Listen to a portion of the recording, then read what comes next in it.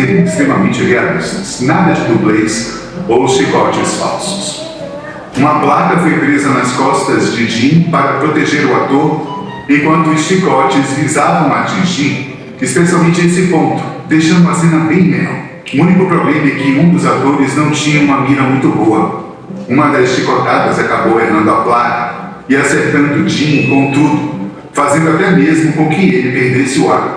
Durante uma entrevista ele comentou sobre isso, dizendo: "Virei-me e olhei para o sujeito e te digo, posso estar interpretando Jesus, mas eu me senti como Satanás naquele momento. E alguns palavrões saíram da minha boca." Um pouco depois o ator recebeu uma outra chicotada acidental. No total foram 2 chicotadas que realmente o atingiram. E para quem estiver pensando em rever o filme, pode prestar mais atenção nessa cena e ver se consegue adivinhar em qual delas o ator não está apenas interpretando, mas sim com uma verdadeira expressão de dor no rosto. E as chicotadas estão longe de serem a única coisa que aconteceu com ele.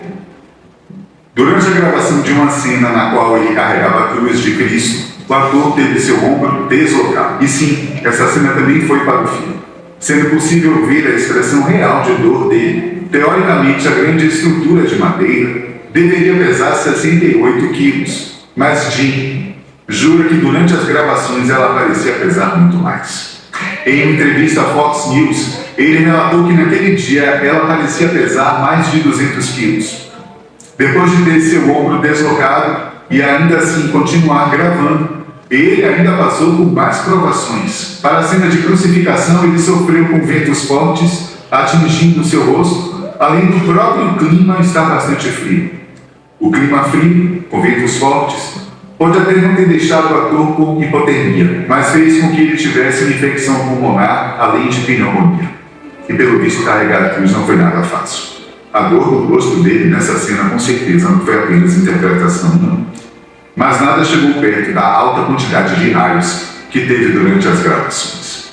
E o que é mais surpreendente não é o fato de que raios caíram durante as gravações, mas sim que 2 pessoas foram atingidas, uma delas 2 vezes.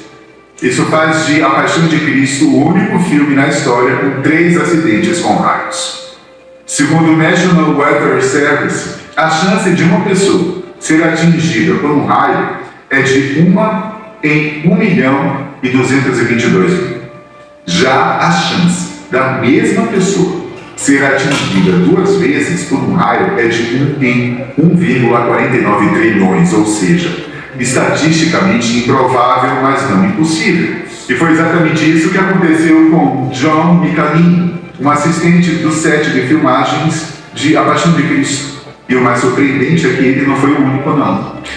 Na primeira vez que John Michalini foi atingido, o raio atingiu seu guarda-chuva, causando apenas queimaduras leves nas pontas dos dedos. Dias depois, durante uma gravação de uma cena, Jim Caviezel foi atingido por um raio. Foi algo que aconteceu quando ninguém estava olhando.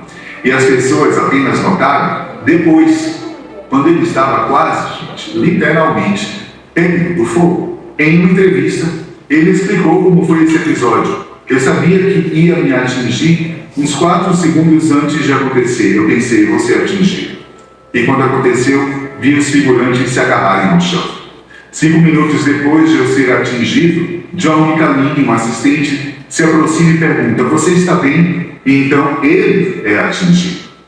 A diferença é que eles viram o raio descer e atingir John. Eles não viram isso quando ele estava lá. 3 raios, atingindo 2 pessoas, sendo que 2 foram com uma diferença de apenas 5 minutos entre si. Até mesmo a estatística tem dificuldade de calcular algo com essa Como a gente vai pedir para vocês entrarem no grupo, onde nós vamos entregar o livro e outros presentes mais, vamos compartilhar esse link para que vocês possam assisti-lo também. Está na internet, para todo mundo ver. Inacreditável é que, quando eu acordei de manhã, eu pensei, meu Deus, é isso que nos enfrentamos. Esses raios foram manifestação de quem? Alguém querendo se manifestar? Qual lado que se manifestar?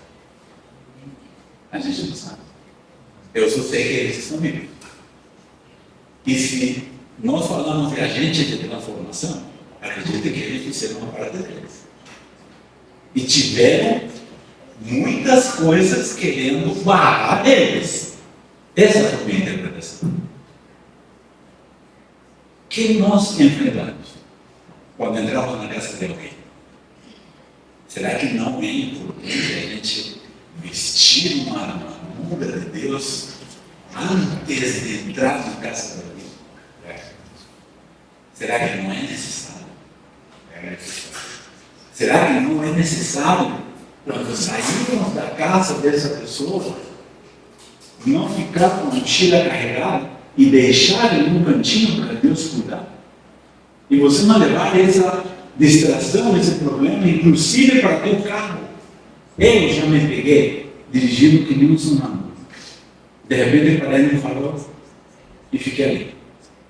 O farol abriu e eu fiquei ali. E eu não queria reagir para acelerar, mas um carro vermelho. O que teria acontecido? Eu não estava aqui. Como que eu vou negar que ele existe? Não tem condição. Então, se a gente não levar isso a sério, casamentos caem, filhos fogem, você se suicida e tem um monte. Desculpe que eu falo, mas é a real. A nossa missão não é passar pano na cabeça de ninguém. Se vocês não cuidam da sua saúde mental, vocês vão arrastar muitas pessoas junto. Essa é a realidade. E ninguém está te colocando aqui para te fazer mal. Ninguém está te entregando essa ferramenta. É bênção. Não é bênção. Continua, por favor. Antes de tudo, você é homem e você é mulher. Autoconsciência, vulnerabilidade e a permissão do ser humano. Quem me conhece sabe que eu sou instrutor de artes marciais, mas eu não tenho peito de ferro. Já ouviram isso, né? Você sabe lutar, mas não tem peito de ferro. Uma bala te pega por mais faixa preta que você for. Não é verdade? E quem diz que um capelão e um pastor é super-homem?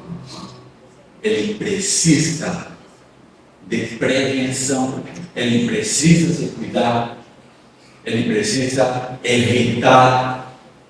A primeira coisa que eu aprendi em artes marciais foi correr. E não era porque eu tinha que ser covarde, era para eu evitar o confronto.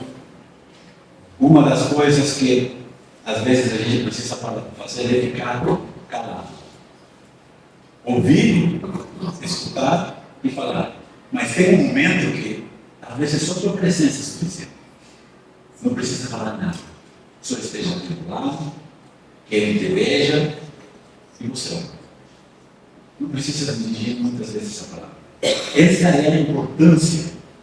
Você está sendo representante de Deus nesse momento. As pessoas vão ter essa coisa. Poxa, ele está aqui orando junto com a gente. Às vezes a pessoa nem sabe orar. E sabe que você está do lado. Mas você é homem, você é mulher. Reconheça seus limites. Você não é superior. É no livro que vocês vão apanhar. Cada item vem com os seus conselhos. Tá? O que fazer para cada situação, inclusive. A responsabilidade que adoece quando servir vira autodestruição. Está meio que embutido no que a gente já conversou. Não precisa carregar tanto peso ao ponto que teu joelho se quebra. Que você não possa mais caminhar. Tem formas de você aliviar o peso. De você ficar forte. Isso também é treinável. Muitas das vezes já me aconteceu, não só de eu ter que lutar para utilizar as artes marciais. Outro dia eu bati a moto, saí voando por cima do capô do carro, eu não sei como, tomei aquela queda que eu pratiquei tantas vezes, saí em pé. Eu não sei quando eu vou utilizar o que eu pratico. Eu não sei quando a minha fé vai me salvar. Você tem que treinar lá. Tem que treinar. Isso é treinável também.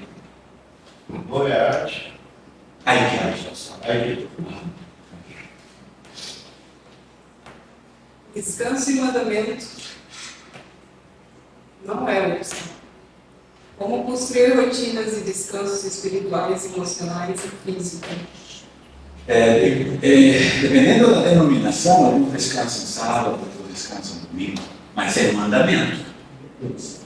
Concorda comigo? Não é? Descansa quando você puder, não é mandamento. Você tem que descansar. Tem um dia que você dedica à tua família.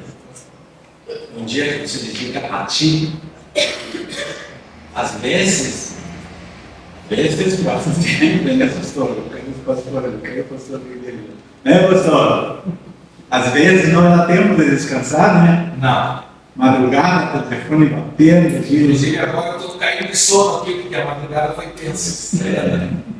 Depois sai correndo com a pressão alta, não sabe por quê, Mais ou menos assim. né? Então a gente tem que reconhecer o nosso limite. Você tem quando parar, né? Sim. Parar para descansar também. Quando o pastor volta para casa, ele descarrega ou ele acumula? Como separar o sofrimento dos outros e a intimidade da família? Pelas nossas experiências, a pessoa volta para casa com essa bagagem e ele tem três opções. Ele entra para casa com a mochila e a primeira se volta em casa, primeiro que volta, despacha, despecha tudo ali. A mulher não sabe o que está acontecendo com o filho dela. Mas, por outro lado, ele não precisa descarregar. Mas ele está descarregando no lugar certo. Entende? Eles já aguentaram você fora de casa. Já aguentaram ter que criar e cuidar dos filhos sozinho, muitas vezes. Porque tua missão é forte. A atividade é forte fora. Aí você chega em casa e ainda você... Ou, a segunda opção, você fica quieto. Você não fala, fica quieto. Você pode até dizer para tua esposa, teu esposo, hoje eu gostaria só de estar aqui contigo. Gostaria nem de falar. Me deixa no meu cantinho. E se vocês conversaram isso antes, combinaram isso antes, ele vai entender esse teu momento. Mas está no livro.